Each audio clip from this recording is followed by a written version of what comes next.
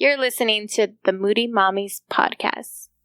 Audio warning. You may or may not hear kids screaming and yelling in the background, or us screaming or yelling at them to keep it together.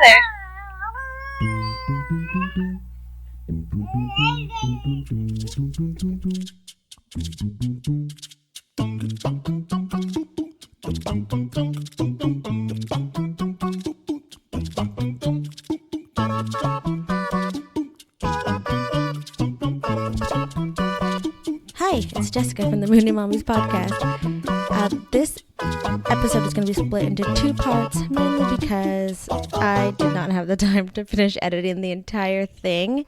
But it's good because on this first part, we get to meet Leslie and Lizeth from Latinx Parenting and learn a little bit about their background and who their influences. You're going to hear her name a million times, so I'm not even going to say it now. But enjoy this episode, and next week we'll learn more about what nonviolent parenting is and their experience with it. Hello. Hey. Hi. Hi. Hi. We could just do audio if you want, but can you can't see us, right? No, I can't see you guys. Okay, Good. perfect. That's the way we want it. You don't want to see us right now. Okay. That's good. You don't have to Okay, have. bye. Yeah. Okay, bye. That's better. Thank you. Yeah. We're trying to do you guys a favor too, because you don't want to look at us. Exactly. It's more for you than us. Yeah. It's all good. I don't know if you guys could tell our voices apart, but I'm Jessica. And I'm Vanessa. I'm gonna be the one. I'm gonna be the one that's super out of breath the whole time. Jessica's due in 22 days. Yeah. Oh my goodness. Oh my goodness. Yeah, so she's getting there. She's getting to her exhausted point. Thank you, Jessica, for being with us today. I feel like that's super important to acknowledge. Yes. No, thank you guys for taking the time out on a Saturday to do this with us. I know. Okay, so we'll get started. First thing we wanted to let you guys know is we do not speak Spanish. We're not bilingual mommies, so just something to keep in mind. You guys can. I know I've heard you guys use a lot of Spanish words, and we are more like we know all the bad words and all the slang, and that's pretty much it. But what else do you need to know, Vanessa? I mean, that's it. I know, right? That's the easiest way to get through it. All the other words are overrated.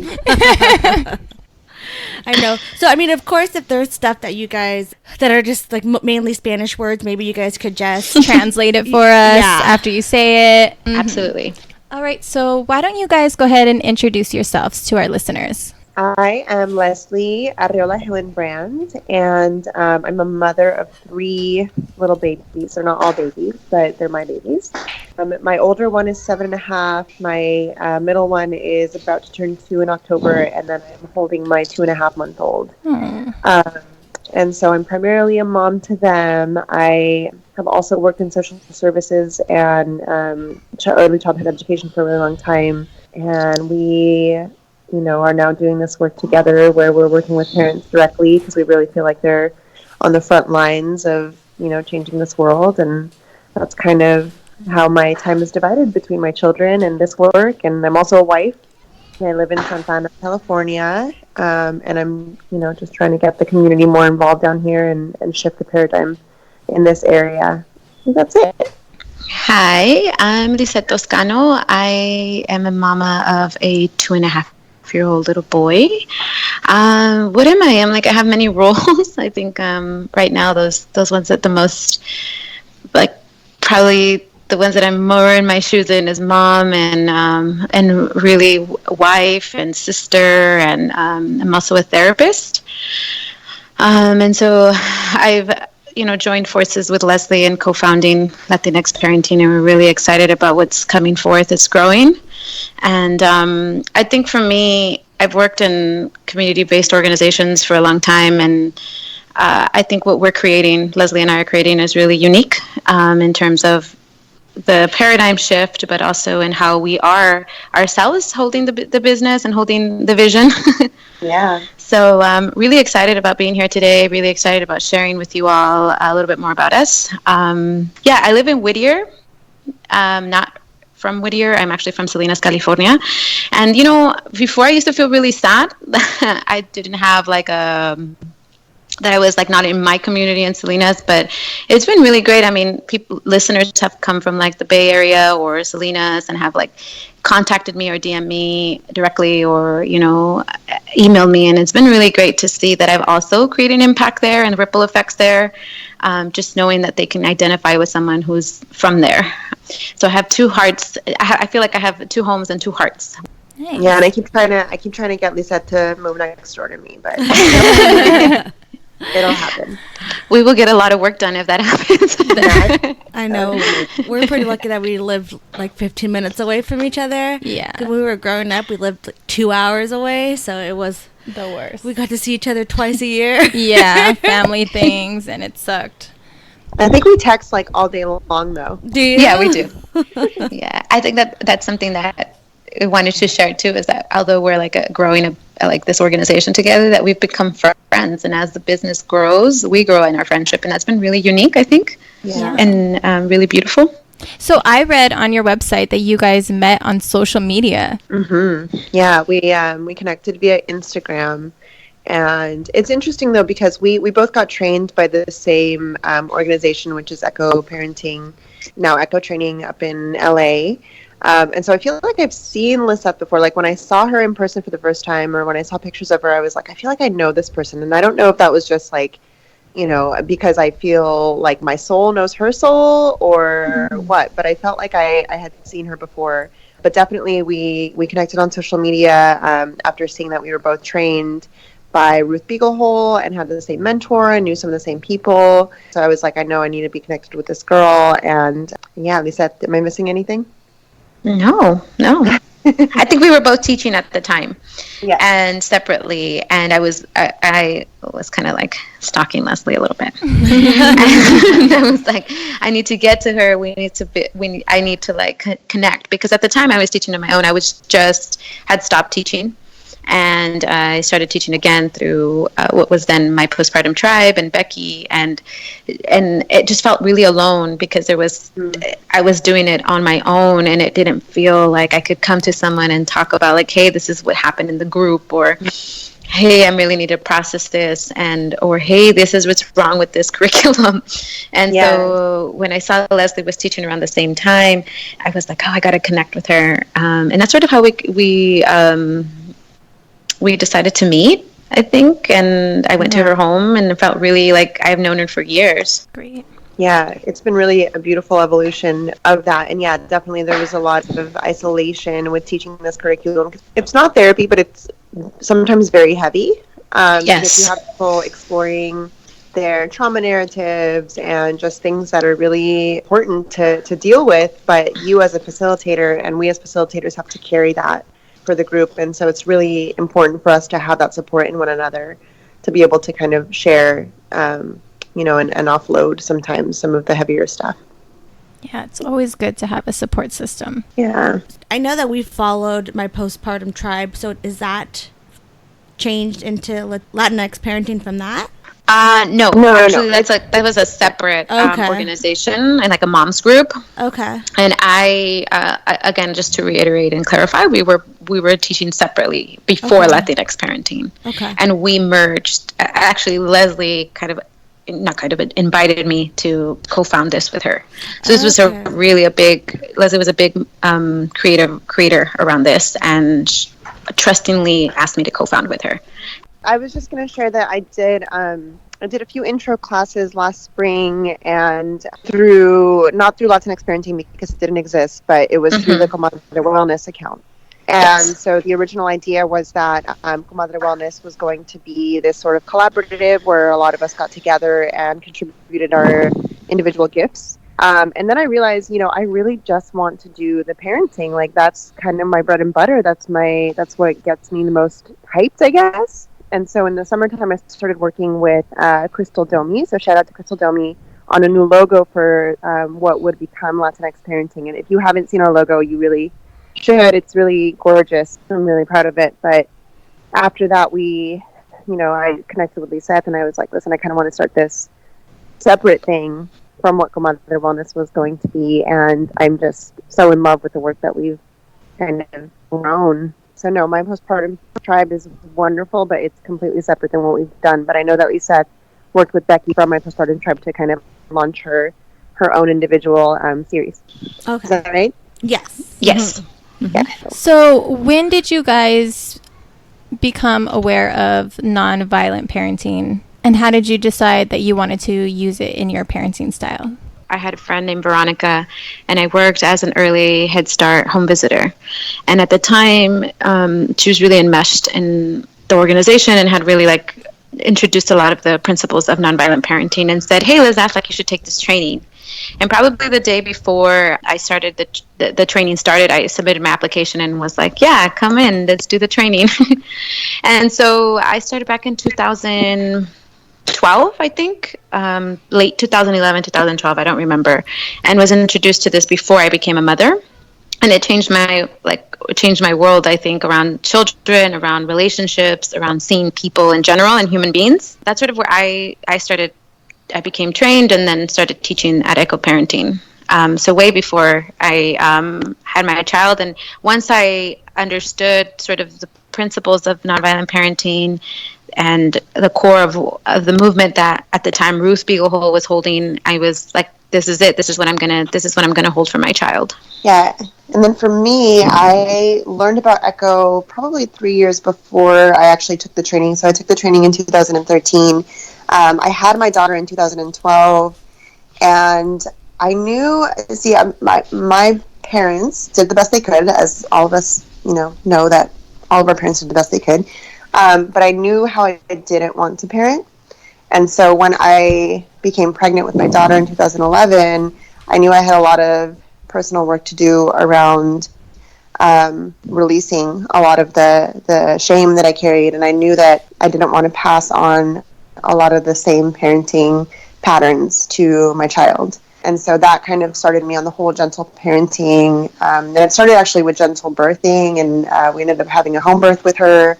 And so I had set the intention, and it made it easy actually because I was, at the time I was a preschool teacher. And so I knew that the children that needed the most love were usually the worst behaved. And so I kind of went into it with that. And when I found Echo, I was like, this is basically exactly what I wanted to do, in my family. And then I started seeing parents with their children at the preschool and them not having a lot of tools and me not really knowing what to tell them about how to operate with their kids at home.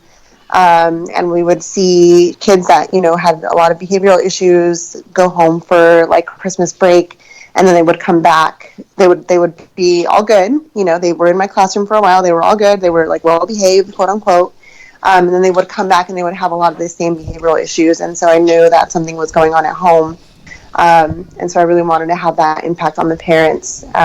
It started becoming really clear to me that I really wanted to work with parents because I feel like that was a little bit more closer to the root of what was happening. And having that impact through the parents was kind of what I started moving towards. So Echo supported me with that. So how did you find Echo, and can you tell us what it is? Yeah, well, I just found Echo through, how did I find it? This is a long time ago. You're asking this 5 years ago.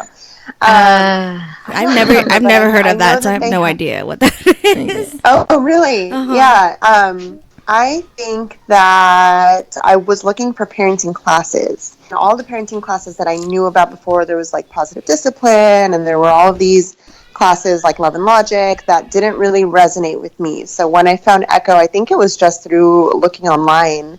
And once I found them, and once I kind of, learned about Ruth Beaglehole and kind of the paradigm shift into nonviolent parenting, they're an organization up in Los Angeles. It was founded by Ruth Beaglehole in, help me out, Lisa, I don't remember what year, the 90s, early 90s. Well, we could go into the history of it, but there's a long history of it, but it started in 2001, I believe. I really found it as an organization. But I wanted to clarify that. So they've transitioned to what is now Echo Training. So if you're looking for them, they're now Echo Training. And a lot has shifted within the organization.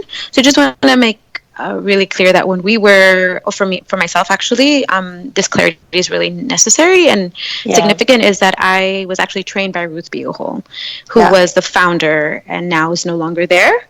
And so everyone may have a story around it, but I just wanted to clarify that, because if you look for them, they're now echotraining.org. And I was also trained by Ruth Beaglehole, and it's really neat because Lisette and I have still been in contact with her after all these years, and so we have kind of seen her own evolution of the curriculum as well, and so we're grateful to still have that connection with her. So I know we always have to like clarify, like, yes, we were trained by Echo, but we were trained by Ruth Beaglehole, which is to us like very important. Yeah, especially because you're saying the program is not ran by her anymore, so it's just totally different. But she's still running a different kind of program now, or is she no longer working with parents? I think she's doing her own thing. I think that she's starting to do her own curriculum. She's wanting to still work in the communities. But it takes a lot to redo an organization. So I think that that's what her vision is, to continue to teach and bring a new curriculum. Yeah. But she definitely is out there in the community still. I mean, if you see her in some of this, Indigenous circle of Indigenous wellness, or there's other groups that she's doing out by the LA River. So she is still staying connected to the community. And if you ever have a chance, if you ever see her name, I would definitely go and participate in a parenting workshop that she gives. Yes, she's very inspiring to witness. And we're very grateful to her for the gifts that she's given us with her presence. So would you guys say that you are healing from any traumas from your own childhood? Oh, yeah. Yeah. I mean, I think it's every moment of the day, or every day is a reminder of how much growth I still need to do and how much kindness and compassion I have to hold myself in, because there's been years of wiring of my brain, not only by my parents, but systemic oppression, and in general, like a lot of isms, like sexism and racism that are ingrained in me. I mean, it's really hard, I think, when you learn sort of conscious parenting or parenting in this way, it opens up your heart and it opens up your mind, and you start realizing that, we fall into patterns of behavior, and it's so easy to go day by day in routine to not be able to stop, pause, reflect. Right. Yeah. And so I think for me, this healing journey it really opened up more when my son was born, because now it was right in my face. He's like my little mirror, and I can't really run from it anymore. I used to, from my trauma, it was like I've had anxiety all my life and depression. And so I didn't feel it until I had my son. I had postpartum depression after I had my son, and there was no way that I could escape it at that time, because before that I was working like 3 jobs and going to school and keeping myself really busy to avoid the big feelings. So motherhood has really been a gift to me, because it's allowed me to really open up and heal a lot of the wounds. And I would even say this journey with Leslie and Latinx parenting has allowed me, sharing my story on Instagram, sharing pieces of my own experience as a Latinx child, has really begun to be able to chip away at some of the inner wounds or healings that I need to do. Yeah, and I think it's become apparent just in the last few days, even to me, is that I'm not even aware of some of the wounds that are still under my skin. My sister and my husband and I took the kids to the beach a couple days ago, and I was trying to change the baby's diaper, and I was trying to do something else with my toddler, and I had octopus arms all over the place, and then I started to get really stressed out, and my sister brought it up. She was like, you always think that you can do everything, and then you end up crashing and freaking out because you realize that you can't at the very last minute. And I was like, what? Is that true? And my husband was standing there. He's like, yeah, that's pretty accurate. I was like, oh, damn. I'm getting a little bit called out. But to me, it's not really offensive. It's more like how can I explore that a little bit more? If the people closest to me are seeing that, where is that coming from? And how can I heal that? I feel like if people tell you that they are fully recovered from their childhood traumas, there's something iffy about that, because I feel like we're always healing. yeah, definitely what Lisette said about motherhood being a really important catalyst for that healing has been the case for me as well. Is there any like particular traumas that you guys are still healing from, or is it just like we can have a whole like I know. 3-hour session of this. But This I is think why I'm in therapy. just sort of an honoring my own story and safety around like holding a boundary around that. I think Yeah. I'll just do a general overview of like, I think for me, from my early childhood around trauma was a lot of emotional abuse, specifically from a sibling. Not so much, maybe I forgot the physical because the emotional was really what stood out to me and was really deep, more deeply than the physical for me. No, that doesn't mean for anyone else. And so I think a lot of some of the sort of like, I would say topics or pieces that I hold to is like body shame around being a really sensitive child, trauma around being called certain names. The list can go on, but in general, I think I would say like emotional abuse and physical abuse, along with like having to be the holder, the container of a lot of emotions from being a small child and not really having a voice. And did you say you have one child or? I have one child. Okay. Yeah. Since you only have one child, do you feel like you're more comfortable just keeping one because you had such a like rough start with your own siblings, or do you still want to continue to have more kids? That's a great question. I think I've hesitated to have another child because of that. And because I think that I've hesitated for many reasons. I don't think I'm emotionally ready. I think it would, for myself personally, would not have another child right now. But I don't know. I think that's a deeper question around like my own decision making around having a baby. But I definitely feel like possibly there is some pieces that I'm not ready to hold and not ready to experience with siblings yet. So yeah, definitely, I think that may be something for me to think about. Yeah, that was like hard for me too because I like the eldest, and I was not a good sibling. Like I could openly admit that I was very mean, and I was just like, I don't know. I don't want my kids to be mean to each other like I was to my brother.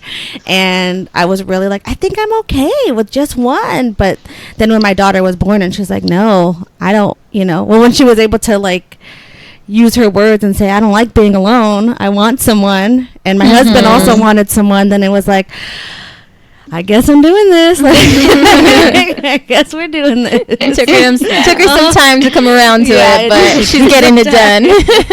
It's a done deal. Yeah. But I mean, with the conversation with siblings, I think that it can also be like such a beautiful opportunity for them to learn a lot of the emotional and social skills that we're trying to teach them, and especially we're like from a completely different generation than our parents were. And so we have a lot of access to resources that can kind of help us navigate all of those things. And my sister and I, we have a really beautiful relationship. Like she's kind of my rock, and we're 9 years apart, and I'm older than she is. Oh wow!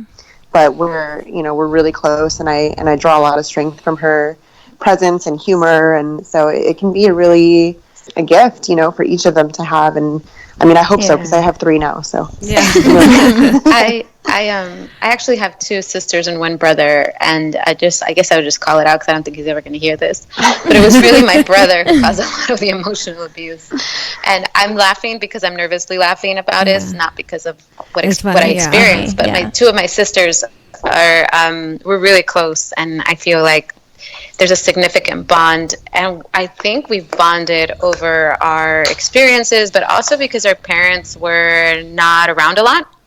So they were my parents. And so I definitely feel like I would want my son to have that. And I'm also okay with him not having that.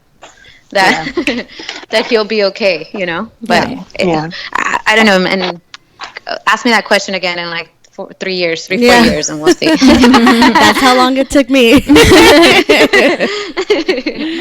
So what would you say was your biggest tool that helped you in your healing process? Ooh, that's a good question.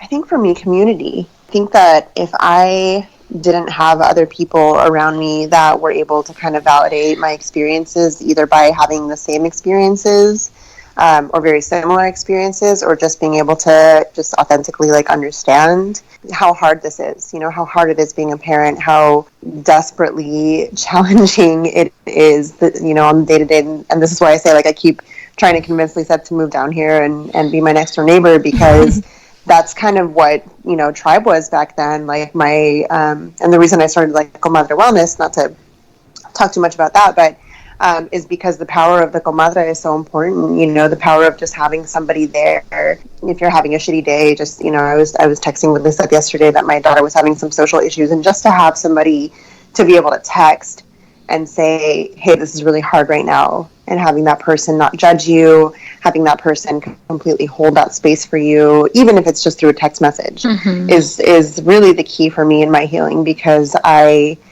it can be such an isolating experience, mothering and parenting and being in a relationship with your partners. And so it's really crucial for me to allow myself to receive that support. And it's not always easy. We're not really conditioned to receive the support that we need when we need it. And so that's been a big step I've had to take in allowing that for myself. But yeah, that community support is humongous. It is. Yeah, I think I'd have to agree too. I think finding people who you feel safe with, that you can share, or people that are not going to judge you. I think for me that was one of the big pieces of also my healing, right? Allowing people in, because for so many years I built these walls, and I could do it on my own, and there was a very that's the kind of culture and like that I had like thought was brought up in, you can do it on your own, and you're a strong woman. And so when I had my son, that wasn't the case. I didn't know, and I fell apart. And I also feel like therapy was really a big component for me around healing, in combination with community. So I don't think that there's like one isolated, like this is what helped me heal. I think there was a combination of things. Like there was support, there was therapy, there was, for me, information, music, right? Like books and like understanding.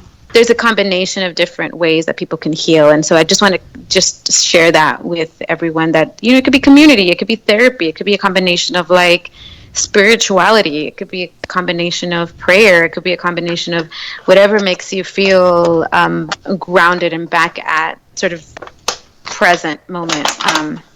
Also for me, I think the like affirmations have been really helpful in rewiring my brain. So just acknowledging that, like I have a lot of messages and that have been stuck in my brain. And so part of my healing and part of the practice has been like hearing voices from other people that say, no, Lizeth, like you're a beautiful person, and this is who you are, and this is what you really are, you really can be. So I think that it's so important to also acknowledge there's different ways of healing. Definitely. I'd agree. It's easier to just kind of keep everything inside and not tell people how you feel and show them that you're vulnerable. And it's really tough, I think, for me, because I'm really big on trust. So it takes a lot for me to open up to people.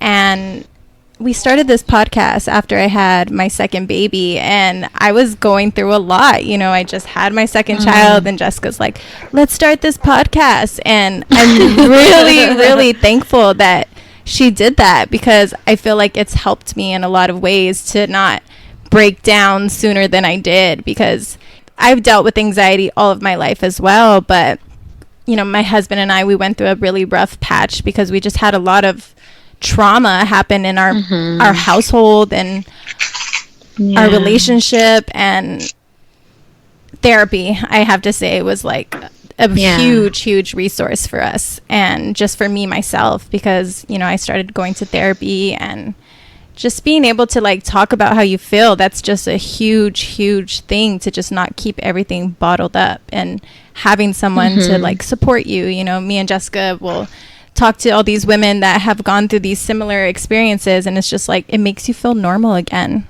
Yeah, and I mean, the reason why I wanted to start the podcast was because I felt like we were having a lot of conversations that are important, where I'm like, if you're feeling this way and I'm feeling this way, I know there's a bunch of people feeling this way that are afraid to say something. Yeah, and it's really nice when people actually respond to our episodes and be like, oh my gosh, what you said, I felt exactly that way. And it's great. Yeah. So Even if it's just like one other mom, it's just, they know that they're not crazy. alone. Yeah.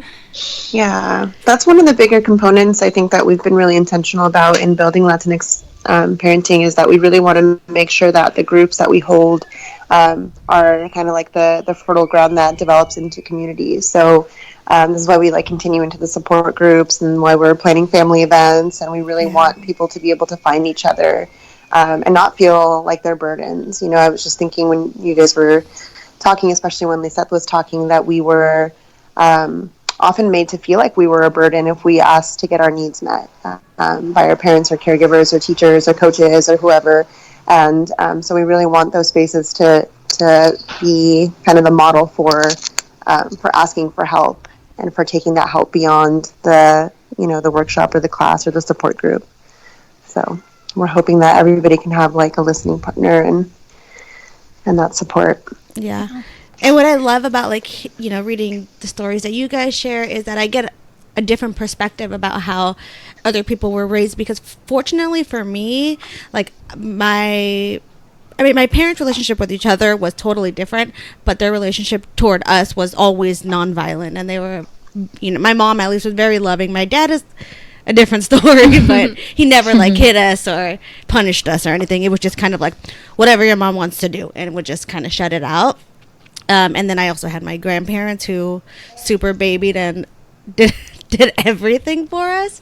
So, I was very spoiled. And to listen and hear what other people have gone through, I'm just like, this is why, I don't know. It's so important to have the resources to not make mistakes as a parent, to raise these emotionally damaged children, because that's what we don't want. But what's interesting is I'm sorry, it's okay, I was just going to share that as she's talking, I'm thinking I went to a school with kids who were very, very privileged, and it was a private school down here in Santa Ana, and just and I'm not saying that anybody's traumatized if they're not, but there were a lot of things that now in retrospect, I'm I don't think that I would want to have gotten everything that I asked for. Yeah. You know what I mean? I think that there's a value in kids building a certain level of resilience, obviously not with physical violence or emotional abuse, but I don't want to give my child everything that she asks for. I don't want to be afraid of saying no, and being intentional about that. So I just think that there's a whole other side of it where it's we have the conversation about authoritarianism and a parent who is very hard on their child, and then there's another side of it where a parent can be very, very permissive, and that also has potential detriments, I guess. Yeah, I could totally see that, because my brother got away with everything, and now he's just kind of not a very motivated person, because he just expects everything to be handed to him. And it's sorry, sir, you got to get out of your bed. And I, on my personal Instagram, I always post this, because for some reason he doesn't follow me on my personal Instagram, but he follows Moody Mommy. I hope he doesn't hear this episode. He won't hear it. He doesn't support me. But no, he's very baby. He feels like he's living with maids or something. He'll just leave his trash out, and it's are you gonna throw That's this a hard away? way to live when people stop giving you what you want. Yeah. And it's dude, you're almost 30 years old now, and I'm not gonna do this. I'm not gonna do what mom, did for you. She's busy now, and she's not really around him as much, and he just kind of still thinks we're just gonna pick up after him, and I'm I'm all texting him come out of your room and clean up your mess. Get your stuff. Put the toilet seat down. There's a little child here. I don't want her touching this freaking gross things. We find that with a lot of Latino men, older Latino men, and we've had moms complain to us about their husbands and how they don't participate. And part of it is because they received everything when they were little, and I don't know if it's I definitely think about whether it's a cultural, la mamá y el niño have a special bond, right? And so the mom has the women do everything for them. Yeah. I remember I was in Mexico last year, and my Thea was serving out some eggs, and she like made it a point to serve my husband first, and I was about to eat the plate, and she was like, "Eso no es para ti, like that's not for you, that's for your husband." And I said, "Well, who am I?" And she's like, "You're his wife." And so I'm like, that's very much like an outdated like perspective, but I think that we're seeing the impact now with some of the kids that grew up, you know, in that environment, and now don't do anything for themselves. No, seriously. And I feel like brother's just like a single guy, so I think if he was seeing someone, he would expect them to do everything for him. And I'm like, dude, like I'm just your sister, and it ain't happening. I didn't grow up to, you know, be raised to do everything for a man, so it's hard. But my mom still did everything for him. But yeah, what are you not gonna play do that way anymore. Nope, it's not funny. It's a new age. It's a new age. Yeah, and he has himself in therapy too, so hopefully she'll bring him around. Yeah, she'll bring him around. Be responsible for yourself, young man. Okay, that's going to be it for this week's episode, but join us next time as we get more into detail about the examples that they have on how being a nonviolent parent has made them feel, how teaching their kids boundaries has changed a lot of things in their relationships, and so much more. If you're looking for us, you can find us on Instagram. Just search us on Google and wherever your favorite podcasts are streaming. Don't forget to leave us a comment, a rating. This week we have a question for you. How old were your kids when they started walking? Just let us know in the comments on iTunes or on Spotify or wherever. This is usually Vanessa's line, but stay moody.